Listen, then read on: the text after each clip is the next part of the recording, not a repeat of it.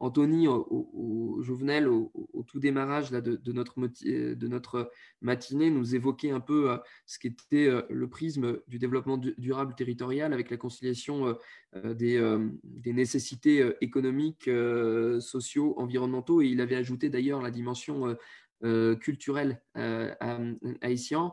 La question environnementale, elle est un impératif, elle est une urgence, elle est une conviction de longue date du mouvement démocrate. Moi, je me rappelle quand François Bayrou a posé sa candidature en 2007, il avait, on résume souvent son positionnement sur la dette à la dette financière, mais je rappelle qu'il définissait les dettes telles qu'elles étaient constituées de trois pans, d'une dette certes financière, d'une dette démographique aussi, à la fois sur le plan national et international, et d'une dette environnementale. C'était une partie sur laquelle il avait focalisé la construction de son projet à l'époque et auquel la dimension environnementale à la création du MODEM a été un vrai enrichissement, je crois, de la plateforme de pensée centriste. Et c'est quelque chose donc, qu'on porte depuis pas mal de temps.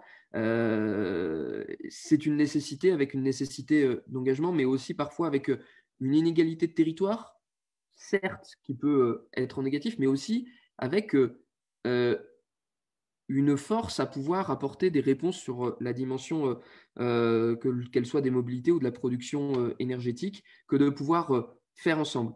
Je vais donner la parole à Marina pour commencer. Marina, donc, qui est vice-présidente du département de la Savoie, déléguée à l'enseignement supérieur et à l'énergie, qui est aussi élue à Aix-les-Bains. Je céderai ensuite la parole à Fouzia Bouzerda et Julie Breza. Fouzia, qui est avocate, qui a été présidente de 2017 à 2020 du syndicat mixte des transports du Rhône et de l'agglomération lyonnaise, fortement impliquée aussi sur la loi sur les mobilités. Et puis à Julie de Breza, iséroise, qui est adjointe au maire de Cessin en charge de l'environnement et du développement durable, et toute récemment désignée comme coordinatrice régionale du réseau militant démocrate pour la planète. Marina, sur le territoire savoyard, tu as commencé à travailler justement sur des problématiques énergétiques et de comment il pouvait y avoir en particulier, parce que dans le schéma de l'environnement qui est protéiforme, et nous n'évoquerons comme sur aucun sujet pas tout de façon exhaustive, il s'agit d'illustrer le type de combat contre le morcellement qui peut être fait. Un des pans importants des inégalités territoriales et sociales, c'est le pan de la rénovation énergétique. C'est sur ce pan-là que notamment tu voulais pouvoir nous faire part du travail que tu as entrepris, je crois, depuis 1 an et demi en Savoie. Et je te cède la parole pour nous parler de cela, et bien entendu en faisant toutes les incises que tu souhaiteras faire sur cet aspect-là. Je te remercie. Je vais essayer d'être... Vous m'entendez bien? Vous m'entendez? Très bien. Bon, super. Donc, bonjour à toutes et à tous. Moi, je suis ravie de vous voir, de vous rencontrer pour certains. Merci FX pour l'organisation de cette convention. Je sais que ça a été compliqué, mais c'est un plaisir de vous retrouver en tout cas. J'ai choisi cet angle de la rénovation énergétique de l'habitat parce qu'il a aussi un lien fort avec la précarité de l'habitat et puis le rôle des solidarités territoriales. Il me semblait que c'était un thème qui était en bonne résonance avec le thème de la convention régionale d'aujourd'hui. Alors effectivement, depuis maintenant fin 2018, nous travaillons en Savoie à la mise en place de ce qu'on appelle le SPE, le service public pour la performance énergétique de l'habitat, dont vous avez, je pense, entendu parler, puisque c'est un service public qui a été créé par la loi Brottes de 2013 et qui doit rentrer en application sur les territoires au plus tard en janvier 2021. Alors il y a déjà plusieurs territoires qui ont mis en place ce genre de service. En région Auvergne-Rhône-Alpes, ça arrive maintenant, puisque à partir de 2015, en fait, il y avait un appel à manifestation d'intérêt expérimental avec la création de ce que vous connaissez tous, les plateformes territoriales pour la rénovation énergétique. Et donc, plusieurs intercommunalités se sont saisies de cette thématique et ont créé des plateformes pour aider en fait les habitants à avoir un niveau d'information important sur la rénovation énergétique de leur habitat. La fin de l'expérimentation de ces plateformes est arrivée en 2018 et la région nous a fait part de son souhait de faire évoluer le dispositif et également l'ADEME a annoncé la fin du financement direct des espaces info-énergie sur les territoires. Et maintenant, donc, la mise en œuvre opérationnelle de ce fameux SPE, qui va quand même comporter une différence notable, puisque aujourd'hui, l'ADEME ne va plus aider au financement du fonctionnement de ces espaces info-énergie, mais va financer des actes. Donc, c'est quand même un changement de paradigme qui est très important, puisque là, on rentre dans une logique que nous souhaitons tous de massification et donc d'obligation de résultats. Donc maintenant, les plateformes vont pouvoir être aidées financièrement à condition qu'elles produisent un certain nombre d'actes. Il y a 4 typologies d'actes, l'accueil de premier niveau pour les ménages, ensuite l'accompagnement un peu plus personnalisé, on va aller ensuite sur de l'audit énergétique de l'habitat et puis enfin de l'assistance à maîtrise d'ouvrage. Donc vous voyez, il y a vraiment 4 paliers avec des financements qui arrivent et qui vont de 8 € pour un accueil simple, pour un acte, et qui peuvent monter jusqu'à 8 000 € pour la réalisation des travaux, l'accompagnement à la réalisation des travaux sur des grosses copropriétés. Donc ça oblige les territoires aujourd'hui à se réorganiser. Certains avaient créé des structures sur le territoire savoyard. On avait par exemple l'agglomération de Chambéry qui avait une grosse plateforme territoriale qui fonctionnait bien. Et puis à contrario, on avait des territoires beaucoup plus ruraux en Savoie qui n'étaient pas encore équipés de ce genre de services pour leur population. Donc, au conseil départemental, on a décidé de se saisir de cette problématique pour garantir un accès égal à tous les Savoyards à ces plateformes territoriales pour la rénovation énergétique. Donc, on a travaillé bien évidemment en lien étroit avec tous les EPCI. L'idée, ce n'est pas que le département, qui en plus n'a pas la compétence aujourd'hui sur l'énergie, puisse intervenir. Donc, on est rentré sous l'aune de la solidarité territoriale et de la précarité énergétique, puisque là, on est dans nos compétences départementales. Donc, on a proposé aux EPCI de Savoie de se grouper et de créer une plateforme savoyarde. Donc, on est en train de travailler étroitement avec eux en ce moment, puisque le SAR, donc, qui est le service d'accompagnement à la rénovation énergétique, a été rendu public fin 2019. Et le gouvernement, l'État a enfin annoncé les modalités de financement claires de ce SPE. Donc, c'est là où on a découvert que c'était à l'acte. Et donc, forcément, certains territoires n'avaient pas la logistique aujourd'hui pour remonter des actes correctement ou pour suivre les dossiers jusqu'à leur terme. C'est 200 millions d'euros aujourd'hui qui sont sanctuarisés par l'État pour financer ces services publics de la rénovation énergétique et qui sont financés via des CE, des certificats d'économie d'énergie. L'État en a sanctuarisé 200 millions. Donc, on a beaucoup travaillé avec nos EPCI sur des contraintes juridiques parce que tout le monde n'avait pas la bonne compétence.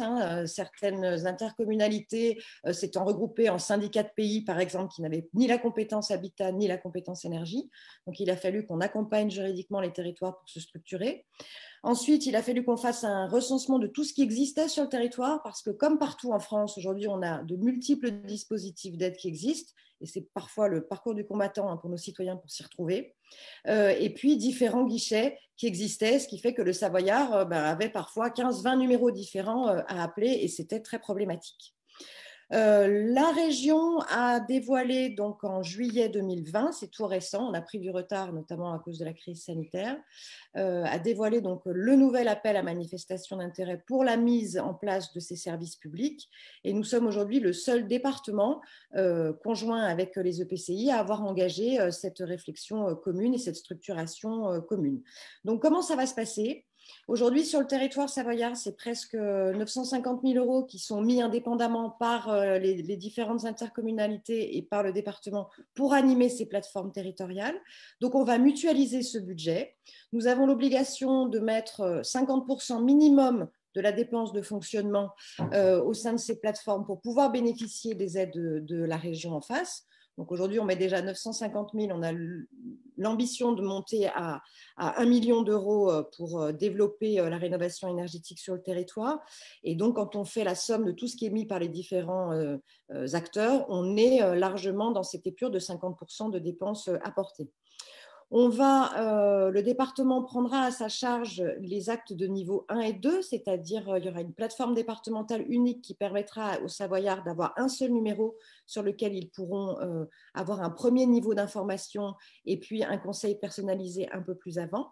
Et puis ensuite, ça sera à la charge des territoires d'organiser les actes de niveau 3 et 4, c'est-à-dire les audits énergétiques et derrière l'accompagnement aux travaux. Bien sûr, une enveloppe commune budgétaire, ce qui nous permettra de servir des territoires plus ruraux qui n'ont pas les mêmes moyens, évidemment, que les territoires urbains aujourd'hui. Puisque je vous rappelle que la Savoie, on a des problématiques qui sont très particulières en fonction de nos territoires. La moitié de notre population est condensée sur l'aire urbaine de Chambéry et Aix-les-Bains, avec des problématiques de rénovation de l'habitat qui vont se concentrer beaucoup sur de la copropriété.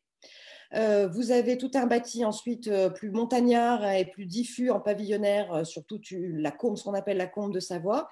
Et puis ensuite, quand vous allez monter dans les vallées, on a une grosse problématique de rénovation des copropriétés touristiques, où là également, c'est des dossiers qui sont très lourds en matière de consommation énergétique. Donc, le but de cette structuration, c'est quoi ? C'est bien sûr de massifier, parce qu'aujourd'hui, on sait que sur notre territoire, comme d'ailleurs on a à peu près les mêmes chiffres au niveau national, c'est plus de 45% des consommations d'énergie aujourd'hui qui dépendent des consommations de l'habitat et du tertiaire. Deuxièmement, c'était vraiment d'assurer une solidarité territoriale, c'est-à-dire un même niveau de service à chaque Savoyard, où qu'il soit, puisque par exemple, vous allez avoir la plateforme chambérienne qui va être plus au fait sur l'accompagnement des copropriétés, qui pourra venir en aide et en appui d'une plateforme, par exemple, dans l'avant-pays savoyard qui n'existe pas encore existante aujourd'hui.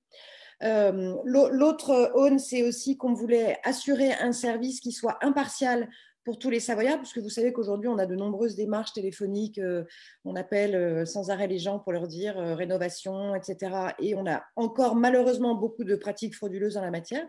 Donc l'idée, c'est qu'il y ait vraiment un numéro identifié où il y aura une garantie de service pour nos Savoyards.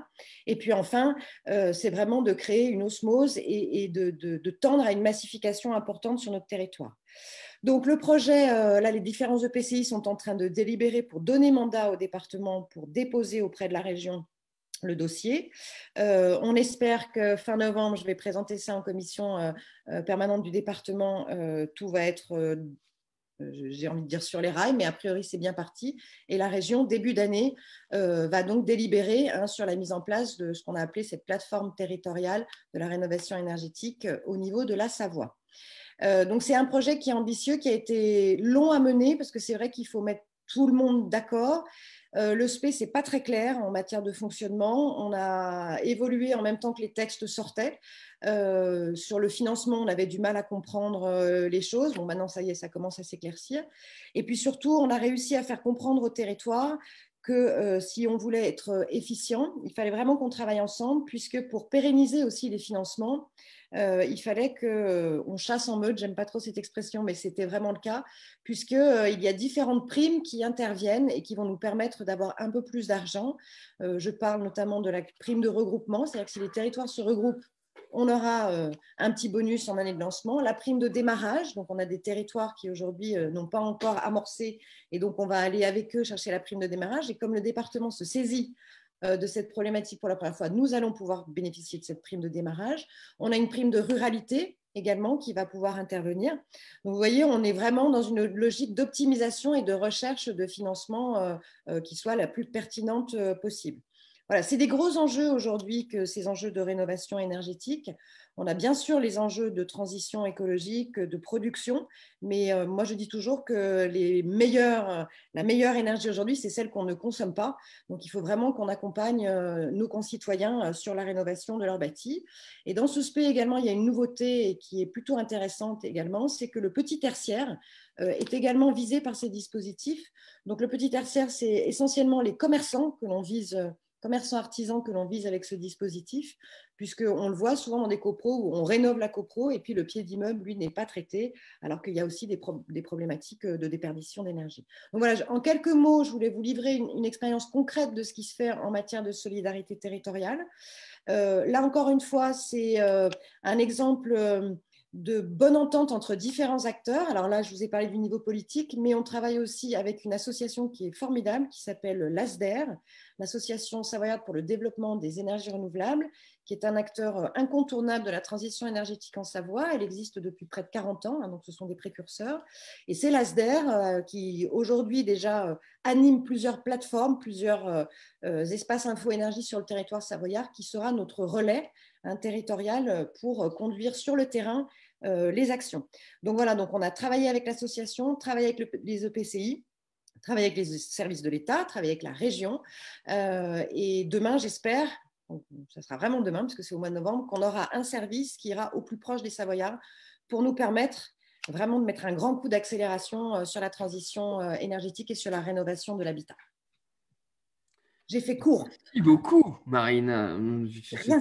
C'est très dense et intense, mais en tout cas, on voit bien comment il peut s'élaborer au travers de cet exemple des réponses collectives sur lesquelles il y a une forme de mutualisation, mais qui permet de répondre aussi à des réalités qui sont non moins différentes. Et que dès le départ, dans la construction que vous avez fait, vous avez pris en compte cette réalité de problématique. Alors, ce que tu évoques aussi, c'est la nécessité aussi parfois de garder un peu d'ingénierie pour pouvoir souscrire à certains dispositifs qui peuvent être portés ici par la région, à un autre endroit par l'État, par l'Europe, et qui est souvent vrai d'ailleurs en matière environnementale. Et c'est vrai qu'on a parfois cette problématique à dire, attention, l'approche projet, il faut pouvoir l'insuffler, et puis il faut aussi arriver à garder les socles partagés et mutualisés en ingénierie pour pouvoir répondre à ces appels à projets. Mais là, je parle aussi d'autres choses que celui auquel tu faisais.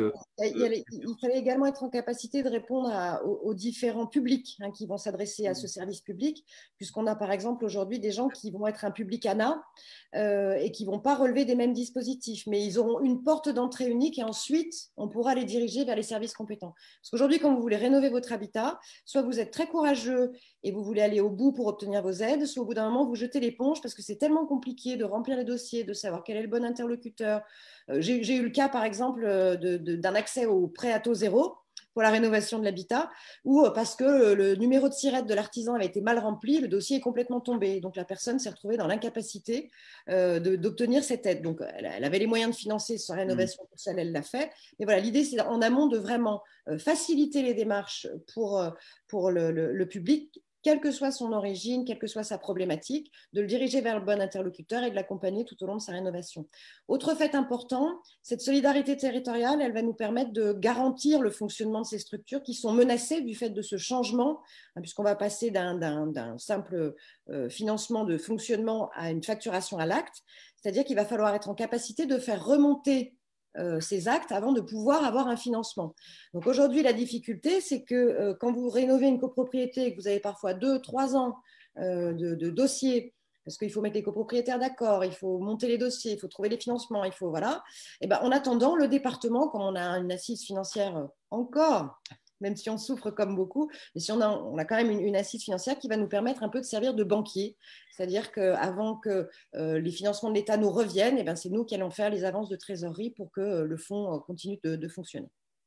Ce à quoi il faut pouvoir être vigilant aussi, on en échangeait, toi et moi, en amont de cette table, et sur lequel, moi je le dis, je suis assez critique par rapport à ce qui a pu être fait justement dans notre région, c'est d'être vigilant dans ces évolutions structurelles de la façon dont on porte les projets ici de rénovation, mais c'est vrai sur d'autres sujets, on l'a notamment vécu sur l'insertion aussi. C'est de bien avoir un tuilage d'expertise, c'est-à-dire que faire attention que les évolutions, nous ne détruisions pas des outils avant d'avoir construit les outils suivants, parce que sinon, on peut perdre des expertises qu'il est très difficile de faire revenir et de remobiliser derrière. On a cette difficulté aujourd'hui, je ne sais pas si Fusia a suivi ce dossier, peut-être elle nous en parlera, nous, sur la métropole de Lyon, avec l'agence locale de l'énergie et du climat, sur d'autres sujets comme par exemple, sur ce qu'on appelait au niveau de la régionale, de la région, des contrats territoriaux emploi-formation sur un autre domaine. Il faut être très, très vigilant là-dessus, bien élaborer ces périodes de transition avec les acteurs existants, même si c'est pour aller vers d'autres socles. Et là, je le dis, nous, on risque d'avoir sur un certain nombre de territoires et du fait de décisions qui ont été, ça revient d'ailleurs à ce qu'on évoquait tout à l'heure avec Pierre, des décisions très descendantes et qui n'ont pas fait attention à la conséquence que ça pouvait avoir sur les tissus humains professionnels d'expertise qui portaient ces dispositifs-là, qui derrière, si pendant un an, vous ne leur donnez plus de cadre de travail, vous les perdez ou vous avez beaucoup de mal à aller retrouver ces expertises-là. Donc, il faut être extrêmement vigilant, ce que vous avez fait. C'était effectivement vraiment un préalable pour nous, c'était de garantir ce partenariat avec cette fameuse association, l'ASDER, puisqu'ils ont fait preuve de leur efficacité sur le territoire.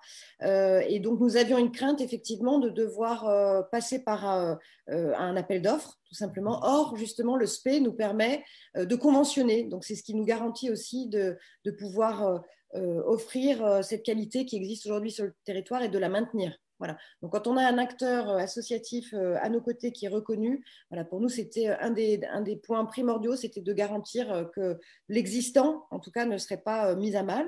Et ça va permettre aussi à certains territoires, je prends l'exemple de la Maurienne. La Maurienne est un territoire aujourd'hui qui bénéficie de financements spécifiques, notamment du fait du Lyon-Turin, le petit chantier, vous savez, dont on parle beaucoup dans la région. Voilà. Et donc, il y avait une maison de l'habitat qui a été créée il y a quelques années en lien avec le projet Grand Chantier, et notamment pour réhabiliter de l'habitat en Maurienne, pour accueillir les futurs employés qui vont travailler sur ce grand chantier. Il y avait donc une personne qui était embauchée au sein de la maison de l'habitat de la Maurienne, et la crainte, c'était que justement, on ne puisse plus financer cette personne. Donc là, en fait, l'avantage de ce SPE Savoyard, c'est qu'il y aura dans le dispositif mutualisé quelqu'un qui sera dédié grand public, c'est-à-dire tous les Maurianais auront accès à un service pour les aider dans leur requalification. Et puis, la personne qui est aujourd'hui sur la maison de l'habitat pourra vraiment se concentrer uniquement sur la thématique du grand chantier. Donc, vous voyez, en plus, on va gagner en efficacité sur d'autres choses. Merci beaucoup, Marina. Tu évoquais tout à l'heure une affirmation selon laquelle l'énergie la plus propre, c'est celle qu'on ne consomme pas. Je partage totalement cela. Et pour faire ma transition toute nommée avec Fouzia, parfois on aime à dire, moi je sais que j'ai eu l'occasion de le dire aussi dans ma campagne municipale, que parfois aussi les déplacements les plus propres sont ceux que l'on ne fait pas. Et Fouzia qui a travaillé depuis pendant 3 ans à la tête de ce grand syndicat mixte, on avait pu évoquer dans une conférence régionale précédente la façon dont elle avait pu, et d'ailleurs très très bien gérer la période du confinement avec des habitudes et des façons d'utiliser dans la période du déconfinement les transports en commun différemment. Fouzia, tu as aussi beaucoup travaillé sur la loi sur les mobilités. Tu as porté globalement cette conception de l'organisation des mobilités sur ce grand territoire du Rhône et de la métropole de Lyon, parce que je rappelle que le Citral a aussi une vocation qui dépasse le simple territoire de la métropole de Lyon, on l'oublie parfois. Et quand on parle de morcellement du territoire, du morcellement de la société, on parle d'aménagement du territoire, on parle de connexion des territoires les uns aux autres, et bien entendu, on l'a d'ailleurs évoqué à plusieurs reprises depuis ce matin, les mobilités jouent un rôle essentiel dans la reconstruction de la cohésion du territoire et de notre cohésion sociale, et y compris des dynamiques, qu'elles soient économiques ou sociales, qui se tournent autour. Donc c'est vrai que c'est un point central et névralgique des réponses que l'on peut élaborer dans la dimension environnementale de la lutte contre le morcellement, qui parfois est dans la promotion de certains types de déplacements, de la transformation des habitudes, et qui peut parfois être aussi être dans une logique d'aménagement du territoire qui permette d'amoindrir ces déplacements. Je sais que tu as travaillé, y compris en lien avec les entreprises du territoire après le confinement et d'ailleurs avant aussi, pour réfléchir sur comment on pouvait avoir un dialogue comme ça avec le monde de l'entreprise sur la gestion des horaires, sur la gestion des déplacements. Je sais qu'au niveau de la région, on a construit aussi des plans de déplacement inter-entreprises, territoire par territoire, pour avoir ces conceptions partagées des flux de citoyens dans leurs allers-retours entre la connexion entre le lieu de travail, le lieu d'habitat et aussi parfois le lieu de consommation. Je te laisse peut-être nous dire un peu de comment tu apprivoise par cet angle de la mobilité cette problématique du morcellement territorial et sociétal. Alors, je vais essayer d'être brève parce que le sujet sur lequel tu lances il est quand même très vaste. D'abord, moi, bonjour à toutes et à tous. Et je suis ravie de voir qu'on a beaucoup d'intervenantes femmes, c'est toujours sympa. La mobilité, tu aurais pu la mettre sur n'importe lequel de tes axes, en fait, hein, économique, social, environnemental, parce que c'est vraiment transversal. C'est vrai qu'on a plutôt envie désormais de ne pas avoir de compétences en silo, mais de pouvoir utiliser tous les leviers. La loi mobilité, elle avait un objectif et elle a une très belle ambition. On n'en est qu'au stade de l'ambition aujourd'hui. C'était de résorber un peu tout ce qui a agité notre pays pendant plus d'un an et demi, cette fameuse fracture territoriale, et de faire en sorte de ne pas opposer les territoires. Sur le Rhône, par exemple, on a effectivement des transports très urbains, mais on a aussi des transports interurbains et on a des transports dans un milieu plus rural. L'objectif, c'est de ne pas opposer les territoires, mais c'est de développer des mobilités qui permettent d'agrafer les territoires, qui permettent de connecter les gens, soit parce qu'ils veulent se déplacer pour travailler, soit parce qu'ils veulent se déplacer pour des loisirs. Souvent, on entend, effectivement, les déplacements, le mieux, c'est de les limiter. On a eu une crise sanitaire qu'on vit et qu'on traverse encore, qui est assez incroyable, qui va perdurer très longtemps. On a eu effectivement à gérer un confinement et ensuite un déconfinement, et maintenant, il y a la persistance d'une crise sanitaire dans des transports en commun où il y a beaucoup de densité. Et donc, l'enjeu, c'était de trouver des solutions à la fois pour essayer de ne pas se contaminer en fait, dans les transports, d'avoir beaucoup d'offres, ça a été le choix prioritaire, et puis aussi de travailler sur les temps. Parce qu'en fait, finalement, on travaille assez peu sur les temps de nos sociétés, on est toujours sur de l'innovation technologique, on est toujours sur des nouveaux procédés, sur des nouveaux dispositifs. Et on s'est rendu compte que nécessité fait loi, on a pu effectivement travailler un peu sur les temps. C'est ce que tu évoques avec les acteurs économiques, c'est comment on ne va pas tous à 8 heures du matin à l'école, au travail, au collège, au lycée, à l'université, et comment on travaillait sur ces temps-là, ce qui a débouché aussi sur d'autres méthodes de travail, le télétravail. Alors on l'a tous découvert plus ou moins brutalement avec le confinement. Pour autant, c'est quelque chose qui se définit, qui se construit avec tout le monde. Enfin, le télétravail, ce n'est pas simplement d'être tout seul, paumé derrière son écran, à essayer de gérer avec les enfants dans les pattes le téléphone. Et la mobilité, la vision, en fait, l'ambition qui était portée de cette mobilité, c'était de dire, c'est vraiment de la connexion. C'est de ne pas sentir, quand on est en milieu interurbain, en milieu rural, où on a une fracture numérique, de ne pas avoir en plus aucun accès au déplacement, notamment parce qu'on avait un très beau maillage ferré et qu'il est de moins en moins maillé et qu'on a de moins en moins effectivement de transport en train. Et l'objectif de cette mobilité, c'était de connecter, de permettre à chacun de se déplacer, parce que c'est une vraie liberté, c'est un enjeu économique, mais c'est un vrai enjeu personnel pour chacun. Et donc, dans la définition de l'approche que tu as eue aujourd'hui, en tout cas ce matin, c'est des stratégies pour construire la confiance et concilier les aspirations des territoires. La première chose à faire, c'est d'écouter les territoires. Souvent, on veut leur bien contre eux-mêmes. Un territoire rural, il n'a pas les mêmes aspirations qu'un territoire très urbain, il n'a pas les mêmes moyens, il n'a pas les mêmes leviers. Et donc, l'enjeu, c'est de pouvoir effectivement construire à plus large échelle et pas uniquement multiplier les dispositifs, mais rendre visibles sur le long terme, accessibles immédiatement. On le voit, il y a plein de dispositifs. Alors nous, sur la rénovation énergétique, sur l'emploi, l'insertion, la métropole de Lyon, il y a énormément de dispositifs. Et maintenant, la difficulté, c'est la clé d'entrée. Et je pense que plus on est proche des citoyens sur le territoire, plus on a une vraie capacité à rendre lisible, intelligible ce qu'on appelle, alors on parle de différentes maisons, nous on a les maisons de la métropole, de l'insertion. Peu importe, l'enjeu, c'est qu'effectivement, il y a une porte d'entrée où nous, on leur facilite, c'est-à-dire qu'on est entreprise, enfin, entre guillemets, on est là pour être lisible, compréhensible et apporter le service. Et donc, je pense que ça, il y a un vrai travail. Il y a aussi un vrai travail de visibilité, parce que tu parlais de perte d'expertise, on parlait de dispositifs. La difficulté, c'est qu'on enchaîne souvent les dispositifs en fonction des nouvelles lois, qu'on oublie, j'allais dire entre guillemets, de traiter et qu'on court toujours après la mise en œuvre de nouveaux dispositifs. On est dans des logiques politiques, territoriales qui sont, j'allais dire entre guillemets, évidentes, c'est-à-dire bien respirer, bien manger, bien vivre, et vivre comme on le souhaite au sein de son territoire.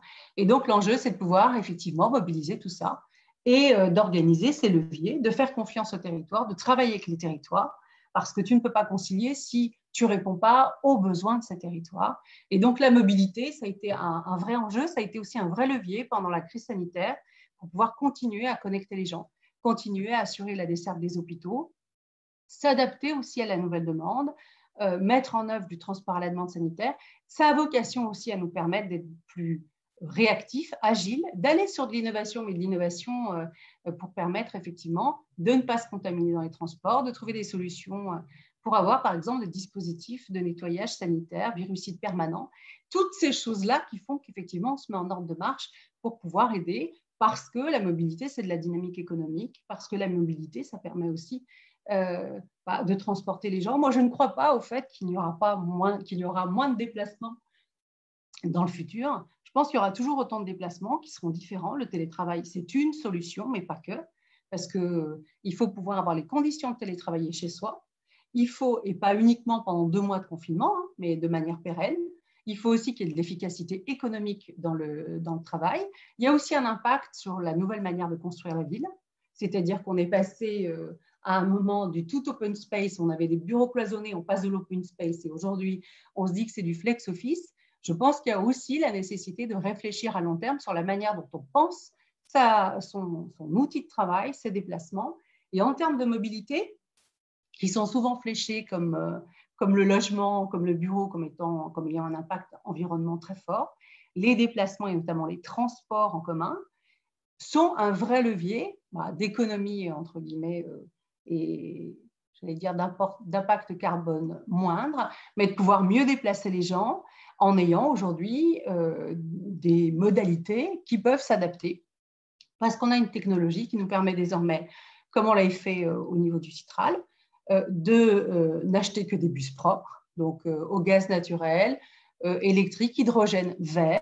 On en est au début du développement de ces outils, mais c'est vraiment important. Si on est déjà dans un secteur où on a beaucoup de transports électriques, au niveau de l'ensemble de l'empreinte de la métropole, on était à 3% d'impact pollution sur les transports et en tout cas sur l'ensemble de la métropole. L'objectif, c'est un impact complètement décarboné. Ça suppose de miser sur l'innovation, ça suppose d'accompagner des nouveaux comportements, ça suppose aussi de pouvoir s'adapter. On ne transporte pas les mêmes masses, on ne transporte pas les mêmes personnes au sein de la métropole, ni ceux qui viennent de l'extérieur. Et lors de l'une des premières tables rondes, effectivement, on oublie souvent que les déplacements, c'est aussi des déplacements internes à des zones. Ce n'est pas uniquement un aspirateur des territoires périphériques vers la zone centre. Et donc, le travail de bon déplacement, quand tu disais un bon déplacement, c'est celui qu'on ne fait pas. Non, c'est celui qu'on fait bien, c'est-à-dire qu'il peut y avoir aussi toutes ces connexions de développement économique. On le voit autour de la métropole, avec des vrais développements économiques, une vraie cohérence, des politiques en cohérence avec les différentes villes, les différentes communautés, EPCI. Et je pense que c'est dans ces configurations-là, la mobilité est un outil transversal, il est fondamental. On continuera toujours de se déplacer dans certaines zones, vers des villes-centres, à l'échelle nationale et internationale, mais on a un vrai enjeu lié à la crise sanitaire de pouvoir un peu revisiter la manière dont on va connecter les territoires et les personnes. Voilà, je ne sais pas si tu voulais aller sur d'autres sujets, mais voilà, on est à la fois dans une mobilité qui va permettre la décarbonation, une mobilité qui peut être une vraie solution pour connecter les territoires entre eux et les personnes, parce qu'on parle de personnes fragiles, la mobilité, quand tu cherches un emploi, que tu es dans une zone où tu ne peux pas te déplacer, la difficulté pour toi, c'est que ça ne t'apporte pas de solution pour pouvoir aussi obtenir un emploi, poursuivre des études. Donc, il y a aussi cet enjeu social et de précarité. Merci, Foudia. Non, mais encore une fois, tu es libre d'investir ce champ et cette problématique comme tu entendais. Et c'était tout à fait instructif et intéressant sur cette question notamment de la qualité de déplacement et de sa fonction, aussi dans l'organisation de l'aménagement du territoire et de dynamiques qui dépassent simplement le fait de répondre à un besoin à un moment donné, puisque effectivement, les transports, certes, répondent à des besoins donnés, mais sont aussi prescripteurs d'organisation territoriale.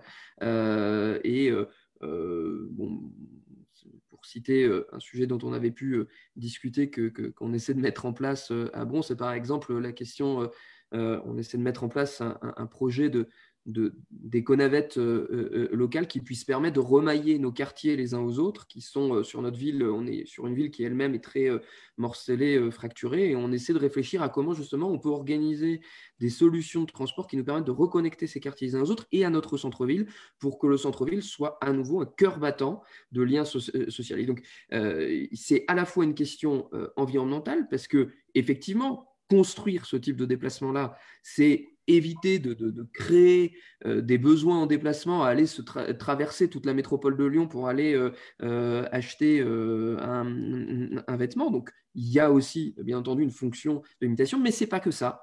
C'est aussi savoir comment ça peut nous permettre de mener un projet de territoire à bien, comment reconnecter ce territoire les uns aux autres. Tu as évoqué d'ailleurs tout à l'heure la nécessité de bien concevoir non pas seulement la connexion de territoire périphérique avec un territoire centre, mais aussi de penser la connexion entre les territoires dits périphériques dans la diversité de leur appréhension. Comme le... Oui, comme tu parlais de zones blanches, ce n'est pas uniquement quand on est loin dans les milieux ruraux, c'est-à-dire qu'au sein même d'une métropole très desservie, par exemple, dans les zones d'activité qui étaient prévues uniquement pour des entreprises avec de larges parkings, on avait misé sur la voiture. Donc, les trottoirs ne sont pas praticables, il n'y a pas de piste cyclable, c'est assez dangereux et glauque. Et donc, on a mis en œuvre des nouveaux dispositifs, par exemple, c'était du transport à la demande dynamique, un mix entre un VTC et un bus, ce qui permet effectivement de répondre de manière plus fine et plus efficace avec un point de connexion, toujours sur une grande ligne forte. Mais parfois, il est plus facile d'aller d'une zone périphérique à une ville-centre que de circuler, même en cœur de métropole, sur certaines zones. Donc, effectivement, les zones blanches, en tout cas les zones mal desservies, ça peut être en cœur d'îlot, de métropole, quand on sort du cœur du centre-ville. Voilà.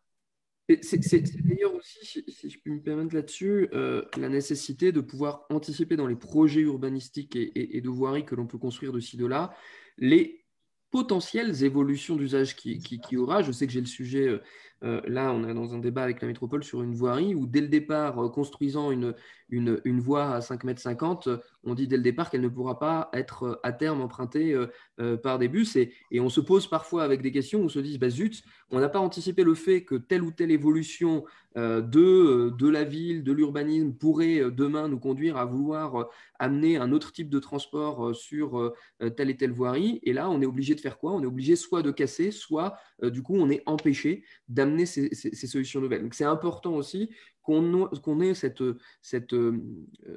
pense les choses un peu dans leur modularité. C'est vrai d'ailleurs, on parlait tout à l'heure de rénovation énergétique, mais c'est vrai aussi dans les nouvelles constructions d'espaces publics. Je sais que là, en ce moment, nous accompagnons la construction d'une nouvelle école sur Bron. Beaucoup d'écoles un peu anciennes, on a énormément de mal à bien les utiliser, à bien en utiliser les espaces parce qu'elles ont été conçues sur ce qui était un modèle éducatif et d'organisation des professionnels dessus qui était un peu daté des années 1930 ou même 70 et 80. Et aujourd'hui, dans la façon dont on peut construire des réponses, il faut aussi qu'on pense à leur modularité. Et là, en l'occurrence, on essaie de réfléchir à comment on peut rendre les locaux un peu plus adaptables au fil de ce que seront peut-être les évolutions des besoins pédagogiques demain. Je prends l'exemple de la division des classes de 24 à 12 en zone d'éducation prioritaire. En réalité, on est beaucoup sur des co-enseignements parce qu'on ne pouvait pas, comme ça, enlever un mur et le déplacer. Aujourd'hui, et je l'illustre là sur ma compétence, mais pour faire écho à ce que tu disais sur la question des déplacements, il faut aussi qu'on puisse anticiper l'évolution des usages qui va largement dépasser les usages que l'on fait, nous, dans un temps de mandat qui est court. Il ne faut jamais regarder uniquement comment on répond au passé, mais comment on anticipe l'évolution des besoins futurs. Et tu l'as très bien décrit, je trouve, dans ton propos. Comme le temps nous est un peu contraint et que la prochaine table ronde commence dans 35 minutes et que nous avons ni plus ni moins que 50 minutes de retard sur le programme seulement. J'excuse et remercie Martin Sauton de son absence, mais je le dis en plaisantant parce que Martin, qui est là encore, comme Philippe, comme Anthony, comme Siam, comme tant d'autres, des jeunes valeurs montantes qui, au sein de notre mouvement, malheureusement Martin, donc, qui est maire de Thizy-les-Bourgs et président de l'agence locale de la transition énergétique du Rhône, a dû annuler sa participation parce qu'il gère un cluster sur sa ville. Sa première adjointe a été testée positive au Covid et lui-même est cas contact et a un certain nombre du coup, de difficultés à gérer suite à cette réalité-là. Ça fait partie du contexte aussi que nous vivons. Donc, je l'excuse, mais je le remercie pour le temps qui va nous permettre de gagner, qui va me permettre de donner la parole à Julie de Bréza. Donc, Julie, qui est coordinatrice régionale de démocrates pour la planète. Moi, on est aussi là dans un temps de débat régional. C'est vrai qu'on avait pu plaider déjà en 2015 à l'époque. Moi, j'avais plaidé beaucoup pour qu'on essaie de concevoir un grand plan d'investissement stratégique. On avait évoqué l'idée de pouvoir, sur un plan pluriannuel régional, dédier 1 milliard d'euros aux investissements dans la transition énergétique sur notre région. On en est loin. On a eu d'ailleurs un débat encore en plénière avec Étienne Blanc qui ne comprend pas. Nous avons critiqué la suppression, la baisse de la TICPE en région qui a baissé de 17 millions d'euros les ressources de la région. La TICPE, donc, qui est la taxe en gros sur les produits pétroliers, l'argument étant pour enfin sur les productions énergétiques, pardonnez-moi, puisqu'il y a TIPP et la TICPE, qui a baissé les recettes de 17 millions d'euros de la région, mais avec un discours qui était de dire ça va baisser la facture énergétique à la pompe. Or, pas du tout. La réalité, c'est que ramener au litre d'euros à la pompe, cette baisse-là n'a pas fait bouger d'un centime le prix à la pompe. Tout a été absorbé en réalité par l'industrie pétrolière, hein, par les intermédiaires sur lesquels ça a donné cette marge-là. Et on s'est privé comme ça d'une manne de 17 millions d'euros d'investissement dans la transition énergétique sur notre région. Donc, c'est des débats vraiment qu'on a eu fréquemment au sein de ce mandat sur comment on se dotait aussi de marge de manœuvre en la matière. Toi, Julie, et Démocrates pour la planète, donc, qui est ce réseau qui s'est construit de compétences au sein du MoDem, et moi, je salue sa création et je suis enchanté que les choses se fassent avec Benoît Courtin, qui est aussi qu'on connaît tous bien, qui est dans son bureau national. Comment vous appréhendez le rôle de la question environnementale et la façon de l'appréhender pour répondre à ces enjeux territoriaux et sociétaux particuliers. Quelle est la feuille de route que tu as envie de te donner pour organiser ce partage de compétences au sein de notre région? Alors, bonjour. Alors moi, je serais beaucoup moins experte que mes prédécesseuses, on va dire, parce que je suis jeune iséroise, jeune élue iséroise, et donc j'ai pas leur expertise. On a eu la première assemblée délibérante il y a quelques jours pour Démocrates pour la planète, et ce qu'on a souhaité, c'est que l'environnement, ou plutôt le développement durable, parce que je préfère utiliser ce mot-là, colle plus avec la réalité, parce que ça permet de faire le lien avec le social, la table ronde qu'il y avait avant, mais aussi avec l'économique. Et je pense qu'il ne faut pas déconnecter justement l'environnement du social et de l'économique, parce que quand on parle de mobilité, Fouzia l'a dit, on parle, c'est en lien avec comment on fait pour que certaines zones soient desservies, que ce soit certaines zones dans des métropoles ou des zones rurales. L'économique, on a vu qu'il y avait tous les problèmes, alors à la fois des commerces, si on met plus en piétonisation. Il y a aussi l'intérêt que la rénovation énergétique dont a parlé Marina va aussi provoquer la création d'emplois dans le monde du bâtiment. Donc voilà, je pense que l'idée, c'est d'avoir une réflexion pour ne pas opposer, que ce soit pas vu comme une contrainte, mais plutôt comme une force pour les territoires, en prenant en compte l'aspect local, puisque, on va dire, moi, sur l'Isère, si on est sur le parc du Vercors ou si on est en métropole grenobloise, on n'a pas les mêmes problématiques. Il n'empêche qu'il y a des interactions, et le but, c'est de travailler ensemble, en concertation, ça a été dit tout à l'heure.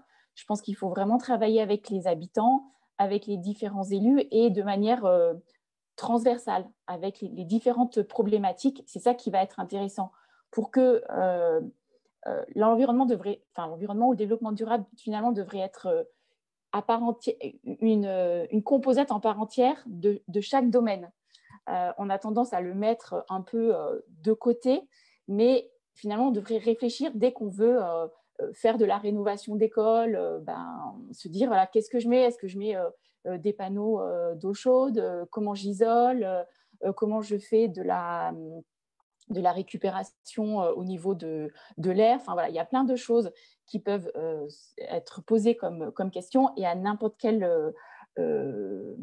n'importe quel domaine, même si on parle de plan alimentaire territorial, il y a le problème du foncier agricole, il y a le problème de la qualité des aliments, il y a le problème aussi, nous par exemple sur ma commune, on est en train d'installer une épicerie solidaire pour justement offrir à tout le monde des produits de qualité en fonction des revenus, mais qui seront voilà, des produits locaux, bio, et qui permettront d'être accessibles à tout le monde.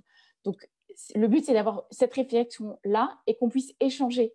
Parce que on peut, même si on est sur des territoires différents, on aura des problématiques qui parfois peuvent être les mêmes, que ce soit, je ne sais pas, moi je prends la métropole de Chambéry et celle de Saint-Étienne, ils peuvent avoir certaines problématiques qui seront identiques ou semblables. Et l'échange et le partage d'expériences sera justement bénéfique pour la réflexion et pour les actions, puisque c'est le but de Démocrates pour la planète, c'est à la fois de réfléchir sur des propositions, mais aussi d'agir. Donc, si on peut être là pour aider les élus et faire du partage de compétences, ça va être ce que nous, on va vouloir mettre à profit. Alors, en aura pour ce qui me concerne, mais dans toutes les régions et aussi interrégions, parce qu'on peut aussi avoir une question qui se pose, je ne sais pas moi, dans les Pyrénées, qui est aussi une région plutôt en tendance montagne, etc. Et on peut peut-être trouver une réponse qu'en Auvergne-Rhône-Alpes, on aurait déjà ou en tout cas on aurait déjà analysé et certaines actions auraient déjà été mises en place. Le but, c'est vraiment qu'il y ait une collaboration déjà au sein de la région et puis qu'il puisse y avoir une transversalité au sein des différents départements et entre élus. Merci Julie. Effectivement, là-dessus, on l'évoquait dans la toute première réunion que nous avions interne avant cette série de tables rondes sur l'intérêt d'avoir comme ça des lieux ressources. J'aime bien parler de co-formation entre responsables politiques et au sein de cette famille en particulier. C'est ce qu'on essaie de faire avec des temps comme celui qu'on vit ici, nos différentes conventions, et je suis ravi qu'on puisse essayer de structurer ça avec l'aide de Démocrates pour la planète, parce que tu as parfaitement raison, il y a des idées qu'on peut aller chercher. Enfin, moi-même, encore une fois, pour reprendre quelque chose sur lequel on travaille sur Bron, je suis en train de retravailler sur la mise en place d'un school bus, ce qui sont des vélos collectifs à assistance électrique, qui a été mis en place à Louviers pour la première fois en France par Anne Terlez, qui est une compagnonne de route Modem en Normandie là-bas, et qui a mis en place cette solution, qui est allée la chercher aux Pays-Bas.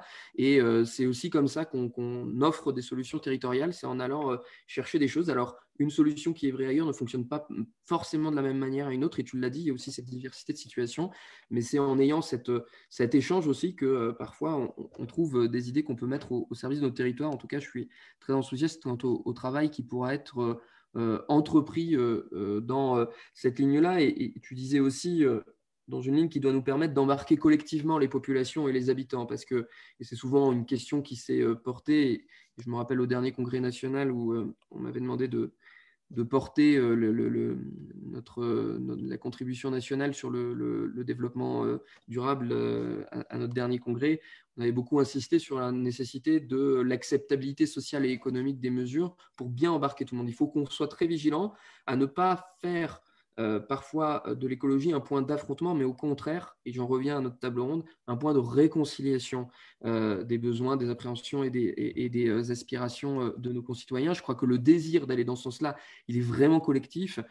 Dominique Desprats, que j'ai décidément beaucoup cité ce matin, nous parle beaucoup sur la question environnementale, souvent de lui, comment il a organisé sa transition bio, mais pour aussi rendre le bio accessible financièrement à des populations. Non, la question de la qualité alimentaire que tu évoquais tout à l'heure ne doit pas être le privilège des uns contre les autres. C'est quelque chose que l'on doit construire. Et c'est un travail que l'on fait étape par étape.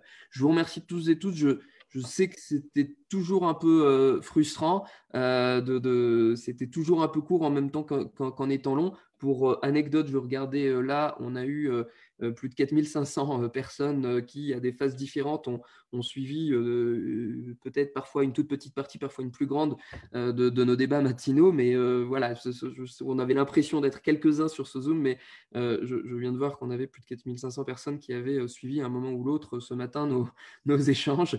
Donc, c'était en tout cas passionnant, intéressant, fructueux à poursuivre. Et on va le poursuivre tout à l'heure aussi avec une partie plus politique, après avoir pris quelques minutes pour manger.